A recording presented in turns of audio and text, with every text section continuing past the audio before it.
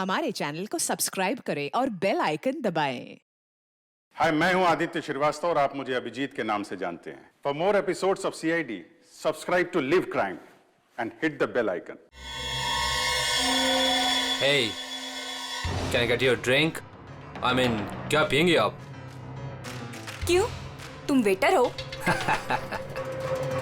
By the way, I'm Saurabh. और आप? देखो, अगर तुम इस दुनिया के अकेले लड़के होते तब भी मैं तुम पे कोई इंटरेस्ट नहीं दिखाती। तो ये नाम वाम पूछ के टाइम वेस्ट करना बंद करो। हेलो हेलो तनीषा, जोर से बोल, कुछ सुनाई नहीं दे रहा है। यहाँ नेटवर्क भी नहीं है। हेलो हेलो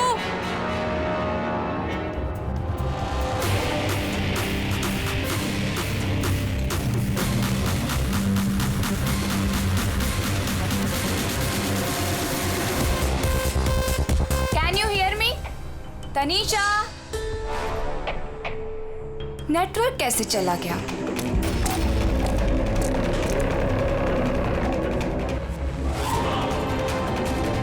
फोन क्यों नहीं लग रहा है?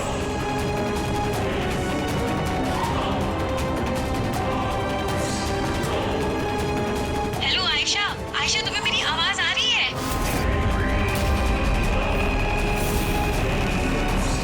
आयशा!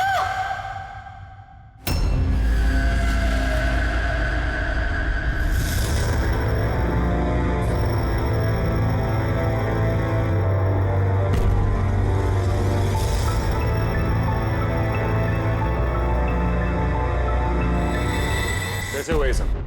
हाँ? पता नहीं सर ये सब कैसे हुआ। एक कॉल अटेंड करने के लिए बाहर गई और जब वापस आई तो ये सब। तुम्हारे अलावा और कौन कौन दोस्त है आयशा के यहाँ पे? सर ये प्रीति और ये विशाल है सर, आयशा का बॉयफ्रेंड।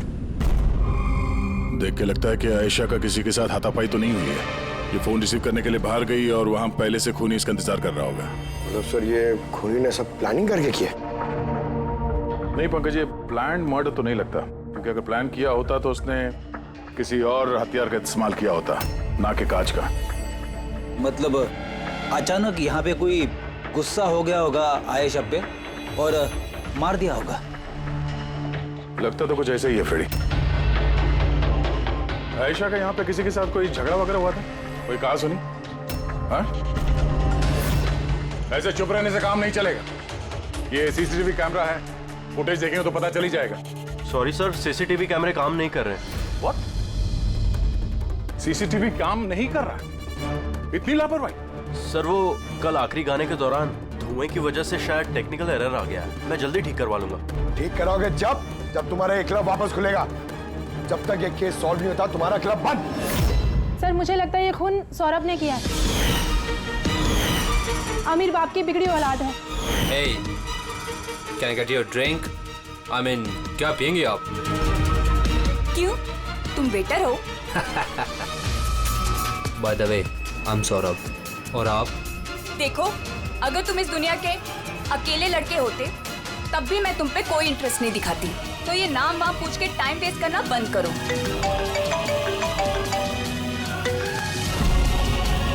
और जब आयशा ने उसे टेढ़ा जवाब दिया तो वो गुस्से में उसके पीछे पीछे बाहर तक गया था।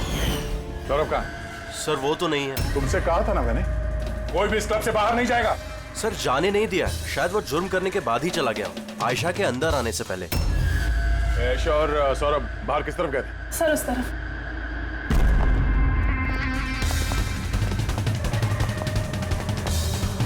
सर खून का निशान।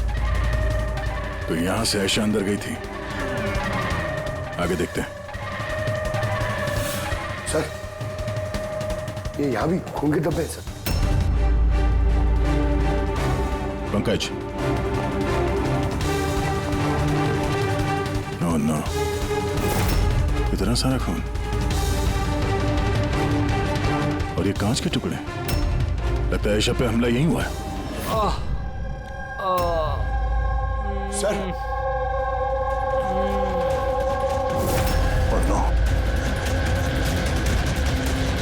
कहीं सौरभ तो नहीं? इसकी हालत बहुत खराब है, एम्बुलेंस को फोन करो जल्दी। इस क्लब में इतने सारे लोगों के बीच एक लड़की का खून हो जाता है। बाउंसर्स का अता पता नहीं, सीसीटीवी कैमरा है पर काम नहीं कर रहा। और तो और यहाँ पे किसी ने कुछ होते हुए देखा नहीं है ना। कमाल की बात। आयशा मुझे छोड़कर नहीं जा सकती, हमें आना ही नहीं चाहिए था। विशाल प्लीज अपने आप को दोष मत दो, प्लीज संभालो अपने आप को। आपकी सहेली का यहाँ खून हुआ है और आपका ये रवैया है। अब तक यहाँ जो कुछ भी हुआ है उससे ये लगता है कि खूनी यहाँ पर आयशा को मारने के इरादे से तो नहीं आया था, तैयारी के साथ नहीं आया था। यहाँ इस क्लब में कुछ ऐसा हुआ जिसकी वजह से वो गुस्सा हो गया और उसने आयशा का खून कर दिया और साथ में सौरभ पे भी हमला किया। मुझे लगता है कि वो खूनी आप सब में से कोई एक है। बड़ी पंकज, यहाँ जितने हैं सबके डिटेल्स ले लो। माफ कीजिएगा रायमा जी, मैंने अपनी तरफ से बहुत कोशिश की, लेकिन अब मैं आपकी और ज्यादा मदद नहीं कर पाऊंगा। इट्स ओके डॉक्टर, आपसे जो कुछ भी बन पड़ता था आपने सब कुछ किया। अब हम इससे ज्यादा और क्या कर सकते हैं?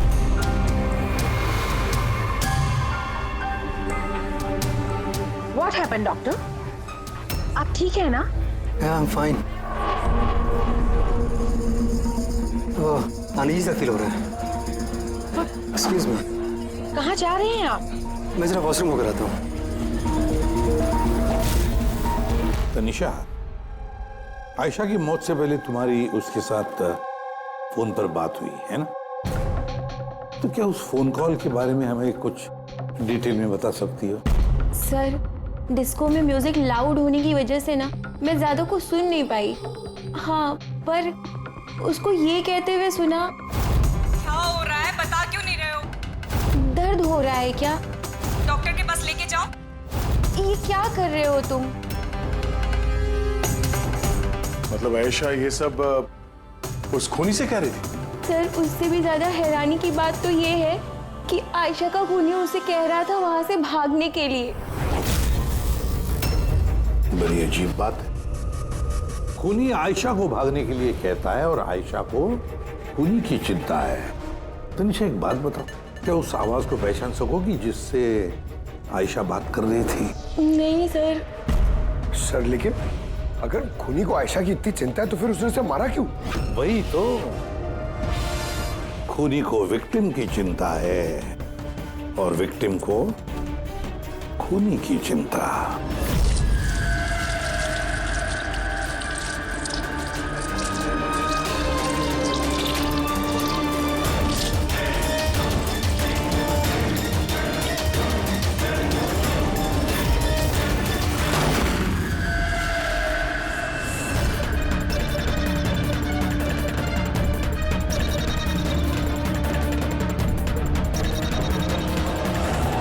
गन?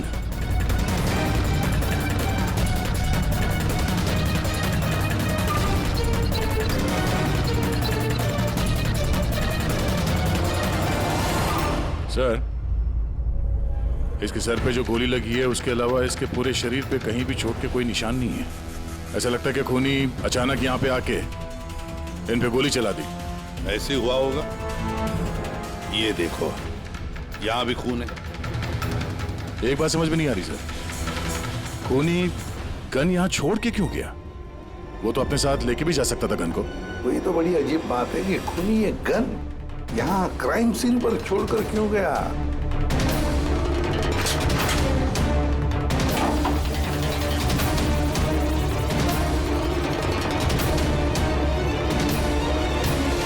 सर, ये देखिए, नीचे यहाँ पे ये टेप चिपका हुआ था। वॉश बेसिन के नीचे टेप? लगता है यहाँ टेप से कुछ चिपकाया था जो अभी यहाँ नहीं है। शायद इस केस से रिलेटेड कुछ हो। जरूर देखते हैं। रायमा जी, डॉक्टर यशवंत आपके डॉक्टर थे? जी हाँ। आप लोग यहीं पे बैठे थे इसी टेबल पर? जी हाँ, वो दरअसल मेरी बीमारी के सिलसिले में मुझे यहाँ पर मिलने के लिए आए थे। बहुत ही अच्छे और नेक दिल इंसान थे। आज जब आप उनसे बात कर रही थी तो आपको लगा कि किसी बात को लेकर वो परेशान थे? परेशान तो नहीं, लेकिन हाँ, अचानक उनकी तबीयत खराब हो गई थी मेरे सामने और वो एक्सक्यूज मी बोल के वॉशरूम के लिए चले गए। मैं तो सोच भी नहीं सकती थी कि ऐसा कुछ हो जाएगा। सर, ये कॉफी शॉप के मैनेजर है, यहाँ के भी सीसीटीवी कैमरे काम नहीं कर रहे। सर 2 घंटे पहले तक तो काम कर रहे थे, पर अचानक कोई टेक्निकल प्रॉब्लम हो गई, इसलिए इंजीनियर को बुलाया हमने।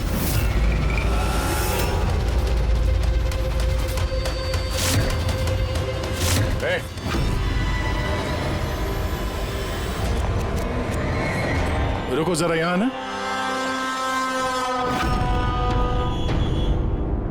हेलो सर, कैसे हो आप? मेरा हाल चाल छोड़ो, अपने सुनाओ। तुम दोनों यहाँ क्या कर रहे हो? वो ऐसे ही टहलने आए थे। कॉफी शॉप में टहलने आए थे? कल रात तुम्हारी सहेली का खून हो गया, तुम्हारा दूसरा दोस्त रो रो के उसका बुरा हाल है, और तुम दोनों यहाँ कॉफी शॉप में टहलने आए। तो यहाँ पर भी एक खून हो गया, ये कैसा संयोग है, हैं? सच में संजोगी है सर, क्योंकि हम तो जानते भी नहीं कि डॉक्टर यशवंत है कौन। हेलो, ले आओ उसे ब्यूरो में। ओके जी, okay, thank you very much. पता है पंकज, बहुत सारे लोग थे डिस्को में जब आयशा का खून हुआ, और एक एक का फोन ट्रैक करना कि मर्डर के वक्त आयशा और यशवंत के पास तो नहीं था कोई। ये मेरी तो आंखें दर्द करने लगी है।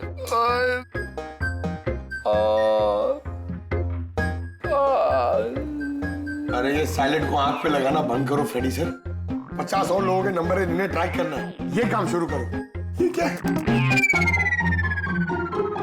सौरभ, अब कैसी है तबीयत तुम्हारी? शरीर के जख्म तो आज नहीं तो कल ठीक हो जाएंगे सर, लेकिन जो मैंने उस दिन देखा वो शायद जिंदगी भर मेरे दिमाग से कभी भुला नहीं पाऊंगा। ना मैं कल पब जाता और ना ही मुझे आयशा की चीख सुनाई देती। लेकिन आयशा के पीछे पीछे तो तुम गए थे, उसने तुमसे ठीक से बात नहीं की, इसलिए। ये बात सच है सर कि मैं आयशा के पीछे गया, क्योंकि जब मैंने उसे ड्रिंक ऑफर की तो उसने मना कर दिया सर, और इनफैक्ट उसने मेरी इंसल्ट भी की, तो मुझे बहुत बुरा लगा सर, इसलिए मैं उसके पीछे गया।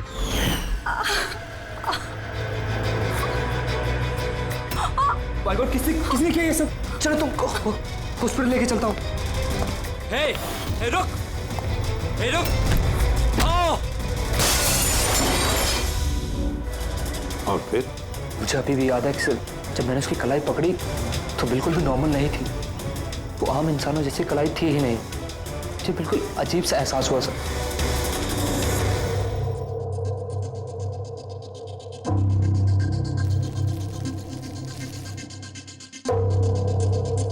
तो आप कह रहे हैं डॉक्टर साहब कि इस गन पे कुछ चिपचिपा सा लगा हुआ है? हाँ, और वो चिपचिपी चीज रबर टाइप की है, वो जैसे सेलो टेप में होता है ना, वैसा। Cello tape gun? ओह, तो खूनी ने पहले से गन वहां वॉश बेसिन के नीचे छुपा के रखी थी, तो ये मर्डर एक प्लान्ड मर्डर था। हाँ, लेकिन ये गन जिससे यशवंत का खून हुआ है और ये कांच जिससे आयशा का खून हुआ है, इन दोनों पे भी कोई भी उंगलियों के निशान नहीं मिले। लेकिन भाई, इस कांच के टुकड़े पर एक खास तरीके की कुछ केमिकल लगा हुआ है, जैसे कि वो प्लास्टिक केमिकल। अब ये इस पर क्यों लगा हुआ था, इसका क्या इस्तेमाल है, ये पता लगाना भी बाकी है। लेकिन यही केमिकल इस गन पर भी लगा हुआ है, दोनों पर। डॉक्टर साहब, आप तो कह रहे थे कि इस गन पे वो सेलो टेप का गम लगा हुआ था। वो तो है ही, उसके अलावा ये भी है। इसके अलावा ये केमिकल भी है, यानी ये दोनों मर्डर, इनका आपस में कोई ना कोई कनेक्शन जरूर है, और जुबिन का और प्रीति का दोनों क्राइम सीन पे होना कोई सहयोग नहीं था। बिल्कुल, तुम बिल्कुल ठीक कह रहे हो, और तुम्हारी बात ये एक और चीज प्रूव करती है। इन दोनों की लाशों पर मुझे एक जैसे फेरोमोन्स मिले। फेरोमोन्स यानी वो केमिकल जिनसे खुशबू आती है? हाँ, यशवंत और आयशा, इन दोनों की लाशों पर एक जैसी खुशबू। इसका मतलब बात साफ है, या तो दोनों एक जैसा परफ्यूम लगाते थे या फिर दोनों का खून ही एक ही था। जनरली एक औरत लेडीज परफ्यूम लगाती है और एक आदमी जेंट्स परफ्यूम। अब ये दोनों एक ही तरह का परफ्यूम लगाए, चांस थोड़ा कम है, यानी इन दोनों का खूनी तो एक ही है। आयशा की मौत के बारे में दो बातें पता चली है। एक उसकी दोस्त तनीषा ने बताई और दूसरी सौरभ ने बताई।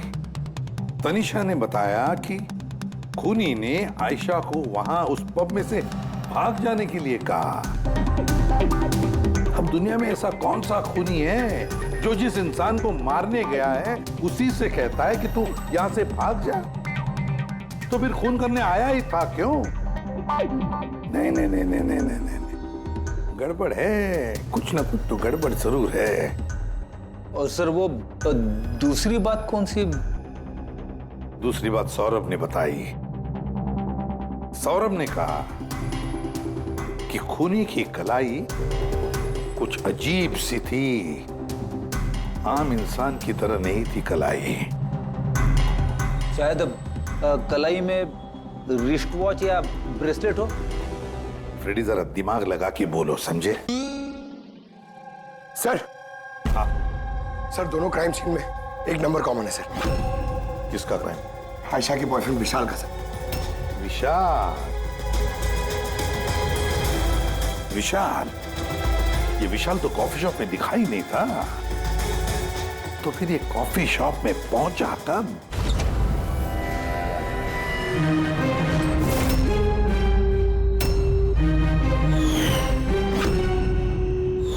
रहमा जी, आप और यहाँ? अब सर ये मेरा ही घर है, लेकिन आप लोग यहाँ पर कैसे? डॉक्टर यशवंत के खूनी के बारे में कुछ पता चला? रहमा, ये लोग कौन है? सीआईडी ऑफिसर्स हैं। सर प्लीज आप लोग आइए ना, प्लीज कम। सीआईडी? और सर ये मेरे हस्बैंड हैं और ये मेरा छोटा बेटा संदीप। और बड़ा बेटा विशाल, वो कहाँ है? लेकिन बात क्या है सर? मनन जी, बात यह है कि हमें शक है कि डॉक्टर यशवंत और आयशा के खून में हमें लगता शायद विशाल का कोई हाथ है। ये आप क्या कह रहे हैं? आरोप साबित नहीं हो पाया, किसी को पकड़ नहीं पाया, तो किसी को भी फंसा देंगे आप? देखिए, सीआईडी का काम है मुजरिम तक पहुंचना, ना कि किसी बेगुनाह को पकड़ के ये केस बंद कर देना। अब जरा प्लीज विशाल को बुलाइए। भैया खून नहीं कर सकते, अब प्लीज उन्हें पकड़ के लेके नहीं जाना। संदीप बेटा, हम तुम्हारे भैया को पकड़ने नहीं आए और ना हम ये कह रहे हैं कि तुम्हारे भैया ने कुछ किया है। हम तो तुम्हारे भैया से कुछ सवाल करने वाले हैं, और क्या। आप लोगों को मुझ पर शक है? एक मिनट विशाल, तुम अंदर जाओ, मैं इन सीआईडी वालों को तुम्हें परेशान नहीं करने दूंगा। देखिए, सीआईडी के काम में दखल देना भी एक जुर्म है, इसलिए प्लीज हमें अपना काम करने दीजिए। विशाल,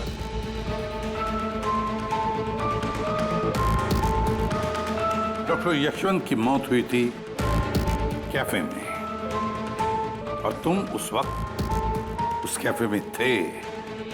क्यों? किस लिए गए थे तुम? सर, मैं तो वहां पर जुबैन और प्रीति से मिलने गया था। मुझे नहीं पता था कि यशवंत अंकल वहां पर मम्मी से मिलने आने वाले हैं। आयशा के साथ तुम्हारी अनबन चल रही थी ना? मुझे बहुत बड़ा सदमा लगा है उसकी मौत का। पता नहीं उसके बिना मेरी लाइफ अब कैसे कटेगी।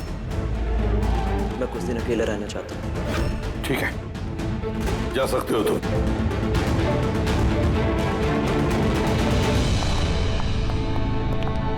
अरे, आप लोग फिर से यहाँ पे भी? कभी कभी अपने घर पे जाते हो कि नहीं? हमेशा विशाल के आसपास ही नजर आते हैं। नहीं सर, ऐसी कोई बात नहीं है। एक्चुअली बहुत उदास है ना आजकल, तो हमने सोचा कि उसके साथ ही रहें। बहुत जिगरी दोस्ती है, हाँ? जुबीन, प्रीति, विशाल, कड़ी नजर रखनी पड़ेगी इन तीनों पर।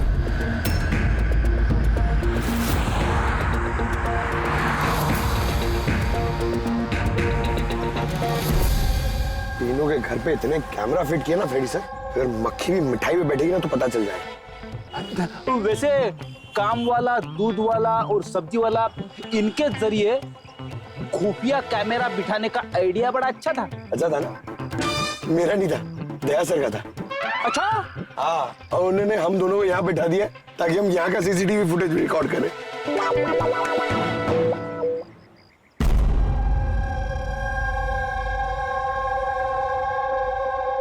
अरे बॉस, बॉस एक बहुत ही बड़ा सुराग हाथ लगा है जो इस केस की जड़ तक पहुंचा सकता है हमें। तू तो कब बताएगा? अरे बता रहा हूं ना। तो फिर बताना जल्दी यार। अरे यार सांस तो लेने दो। तुम्हें याद है वो टूटे हुए ग्लास पर और गन पर मुझे वो प्लास्टिक केमिकल मिला था? हाँ सर, क्या है वो केमिकल? वो है ग्राफीन, जो नकली चमड़ी आर्टिफिशियल स्किन बनाने के काम में आता है। Artificial skin? हाँ। Prosthetic skin? Prosthetic skin? Prosthetic? Daya, याद है सौरभ ने क्या बताया था कि खूनी के हाथ में उसने कुछ अजीब सा देखा था।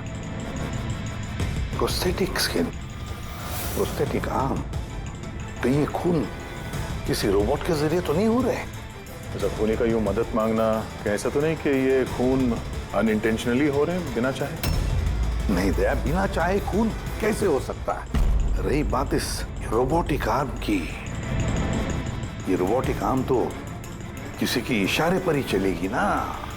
क्या सालुके, ऐसा कोई आदमी है जो इस रोबोटिक्स में प्रोस्थेटिक आर्म बोल, रोबोटिक आर्म बोल, पूरे रोबोट के बारे में अच्छी तरह से जानकारी रखता है? हाँ है ना, डॉक्टर जैस्मीन। मिलते हैं इस डॉक्टर जैस्मीन से।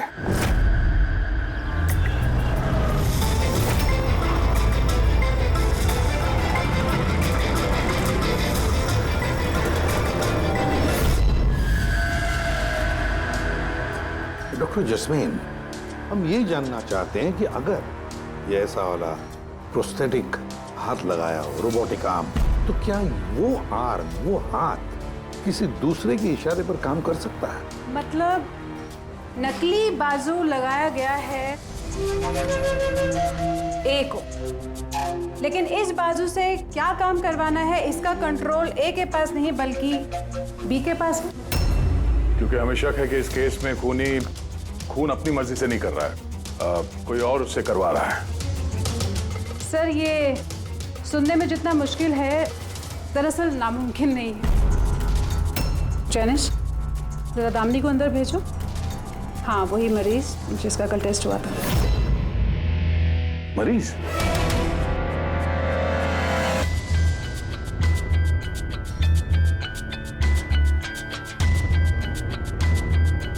सर, दामिनी ने अपना दाहिना हाथ फैक्ट्री में काम करते हुए गंवा दिया था।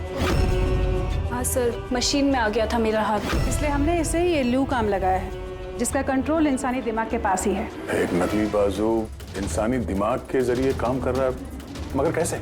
सर, साइंस ने बहुत तरक्की कर ली है। ये योला यानी लूक आर्म अपने आप में एक नया और पहला आविष्कार है। मान लीजिए इसमें एक चिप है, या यूँ कहिए इसमें एक सॉफ्टवेयर है जो इंसान के दिमाग की फ्रीक्वेंसी को पकड़कर ठीक वैसे ही काम करता है जैसे एक नॉर्मल ह्यूमन बीइंग का हैंड, उठना, बैठना, चलना, ये सभी कमांड्स को समझता है। ग्रेट, साइंस ने वाकई बहुत तरक्की की है। वाकई रोबोटिक आर्म।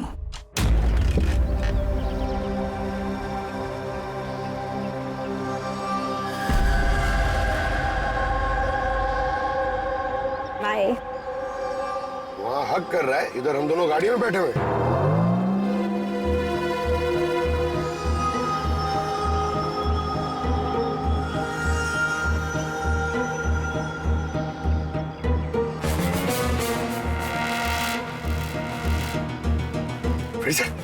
ये विशाल तो प्रीति के घर जा रहा है।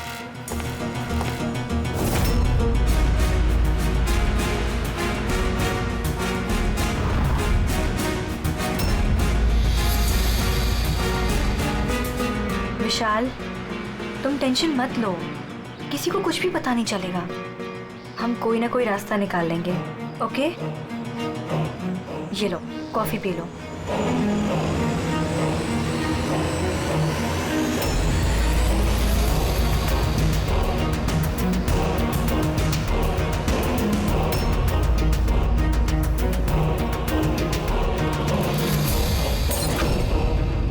विशाल, प्रीति, are you okay? प्रीति,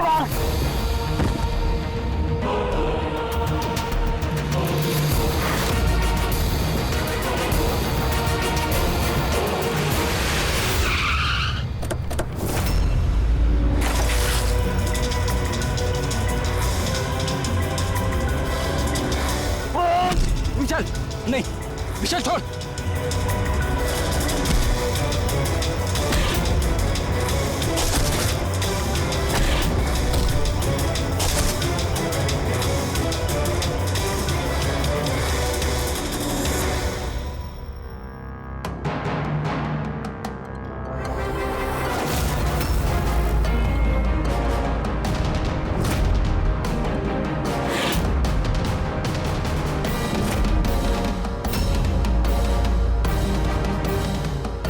मैं मानता हूँ आयशा और डॉक्टर यशवंत का खून मेरे ही हाथ से हुआ था। तुम यहाँ क्या कर रहे हो? क्या हुआ? क्या हो रहा है ये? मुझे नहीं पता क्या हो रहा है मेरे हाथ को। कुछ प्रॉब्लम? क्या हो रहा है बता क्यों नहीं रहे हो? डॉक्टर के पास लेके जाओ। ये क्या कर रहे हो? ये क्या कर रहे हो? आयशा भागो यहाँ से, भागो! मैं बोलता हूँ ना भागो! आयशा!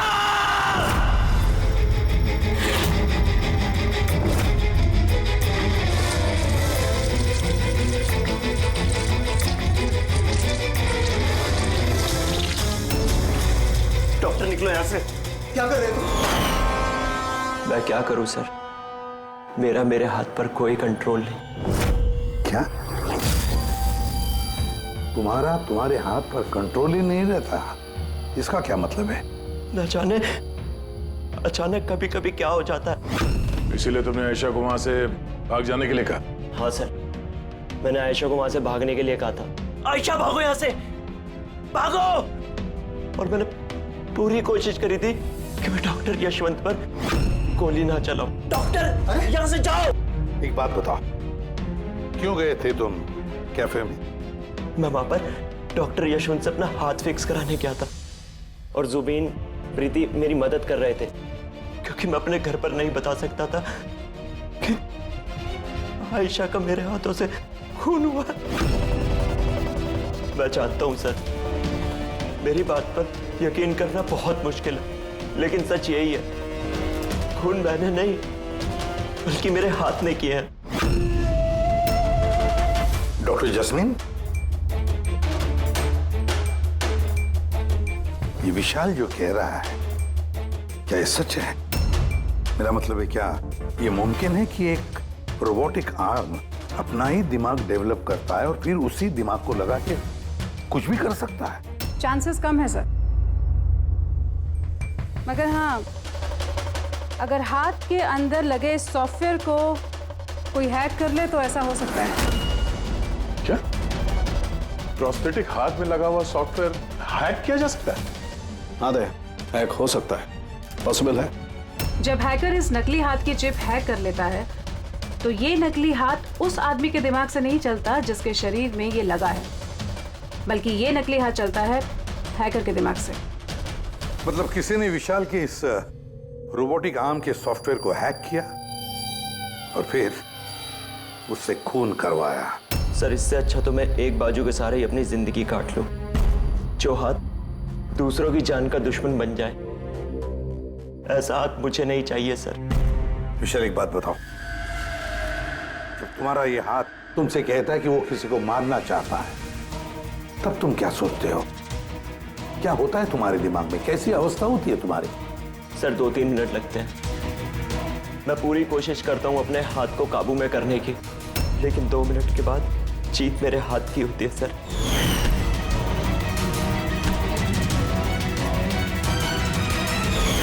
चिंता मत करो, अब हम तुम्हारे इस रोबोटिक आर्म के अंदर एक ट्रांसमीटर फिट करेंगे, जिससे हमें पता चलेगा कि वो किसी को मारना चाहता है या फिर किसी और से उसे इशारा मिल रहा है कि जाकर खून करो। ये भी हमें पता चल जाएगा। वैसे एक बात बताओ विशाल, ये तुम्हारा असली हाथ गंवाया कैसे? सर, मैं पिछले साल खंडाला जा रहा था और एक रोड एक्सीडेंट।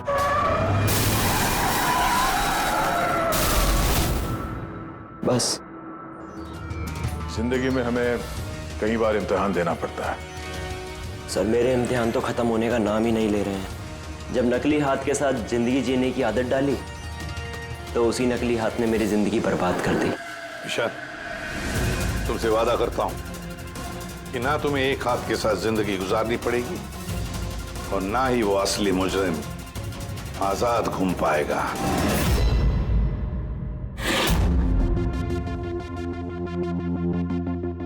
विशाल, मुजरिम ने पहले विशाल से आयशा का खून करवाया। आयशा जिससे विशाल बेहद प्यार करता था। फिर खून करवाया डॉक्टर यशवंत का, जो विशाल की मदद करते थे।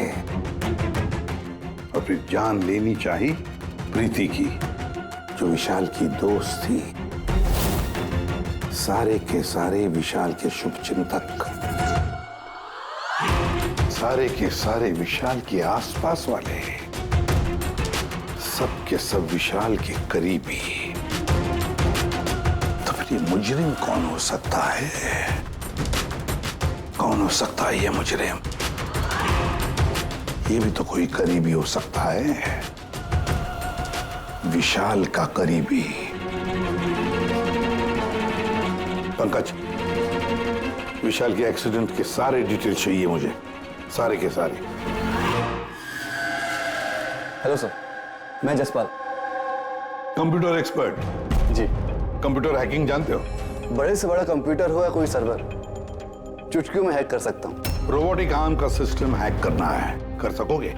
जी सर, बिल्कुल। ये रहे सारी डिटेल्स। हो जाएगा सर, और इसके लिए मैं ट्रेस राउटिंग का यूज करूँगा। Trace routing? जी हाँ सर, इस तकनीक के जरिए विशाल के आसपास के जो भी कंप्यूटर है उन्हें देख सकता हूँ। अक्सर मशीन के आखिरी में जो होस्ट नेम एड्रेस होता है वही हैकर का होता है। अच्छा। और ट्रेस राउटिंग के जरिए हम शहर के किसी भी इलाके में बैठा अगर हैकर होगा तो इजीली पता चल जाएगा। फैंटास्टिक। अब जिस किसी ने भी विशाल के रोबोटिक आर्म का सिस्टम हैक किया, अब हम उसके सिस्टम को हैक करेंगे।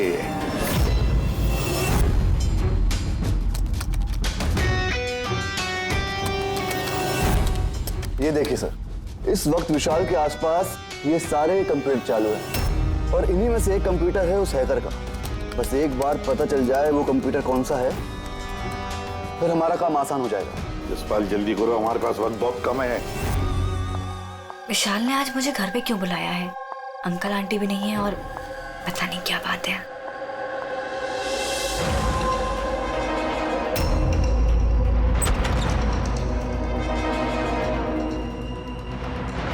विशाल, विशाल। प्रीति, यार तुम जानते हो तुम्हें मुझसे खतरा है, उसके बाद भी तुम यहाँ पे दोबारा आ गई। विशाल, तुमने तो मुझे फोन करके यहाँ बुलाया। मैंने? हाँ। मैंने कब बुलाया? तुमने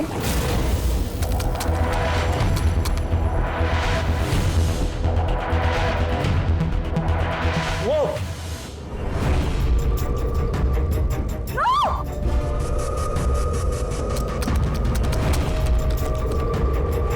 भागो यहाँ से। विशाल, विशाल प्लीज भागो यहाँ से। Vishal please, Vishal, Vishal please.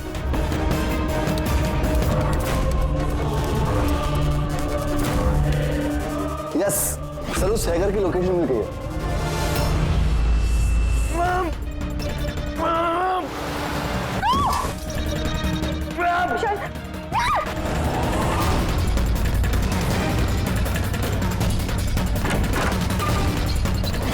Sir आप यहाँ पे।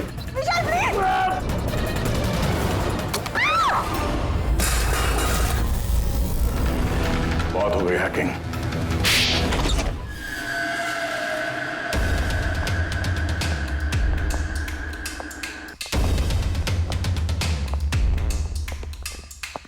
फिर आ गए आप लोग। अब ये मत कहिएगा कि आप विशाल को पकड़ने के लिए आए। जी नहीं, हम विशाल को पकड़ने नहीं आए, खूनी को पकड़ने के लिए, जो इस वक्त यहाँ पर मौजूद है। नहीं, और यहाँ पर क्या कह रहे हैं आप?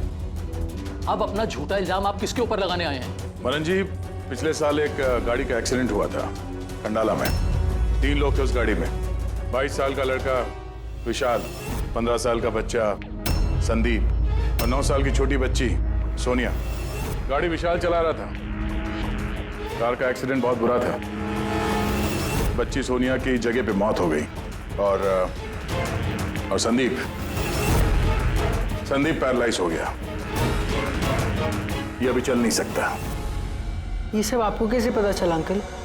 इस एक्सीडेंट में सबसे कम चोट लगी विशाल को। हालांकि जो चोट लगी वो कम नहीं, विशाल को अपना हाथ गंवाना पड़ा। वैसे विशाल आपका सौतेला बेटा है ना? सर विशाल मेरे लिए सगे से भी बढ़कर है। सर आई रिक्वेस्ट यू, आप विशाल के लिए सौतेला शब्द यूज मत कीजिए सर। आई एम सॉरी मनन जी।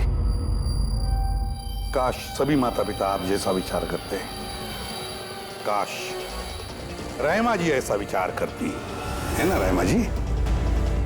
वैसे आपके मन में बहुत गुस्सा है ना विशाल के लिए, क्योंकि विशाल की वजह से आपको अपनी सगी बेटी गंवानी पड़ी और आपका सगा बेटा जिंदगी भर चल फिर नहीं सकता। आप क्या कहना चाहते हैं?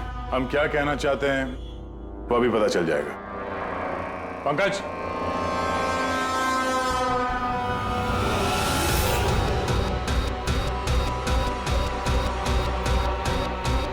सॉरी आंटी, लेकिन मैंने इन्हें सब कुछ बता दिया कि आप ही के कहने पर मैंने ये सब किया। मैंने ही उन सॉफ्टवेयर्स को हैक किया था और मैंने सभी जगहों की सीसीटीवी कैमरास को भी हैक करके बंद किया।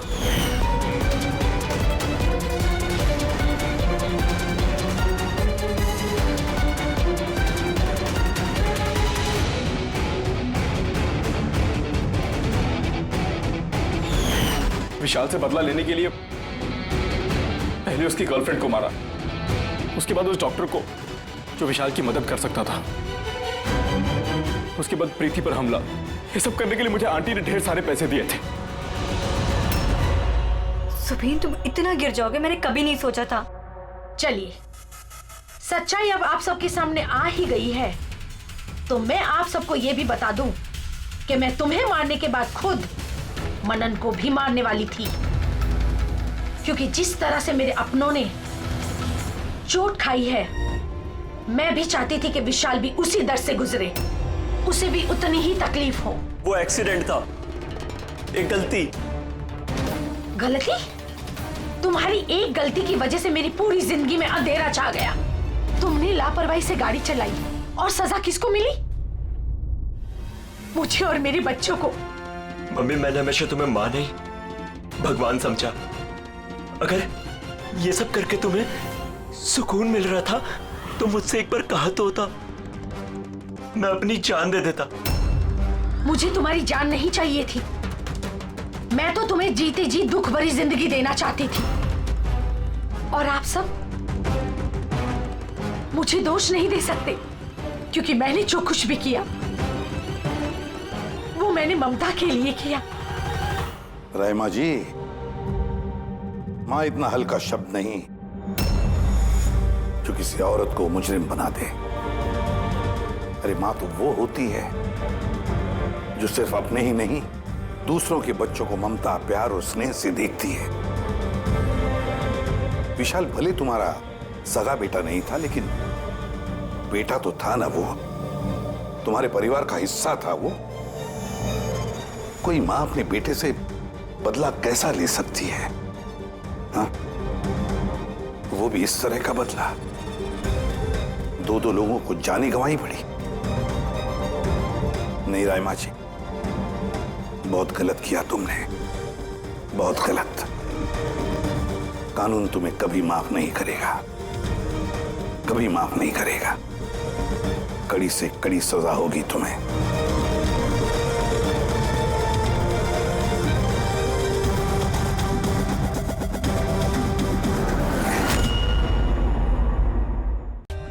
For more updates, subscribe to our channel, click the show links and enjoy watching the videos.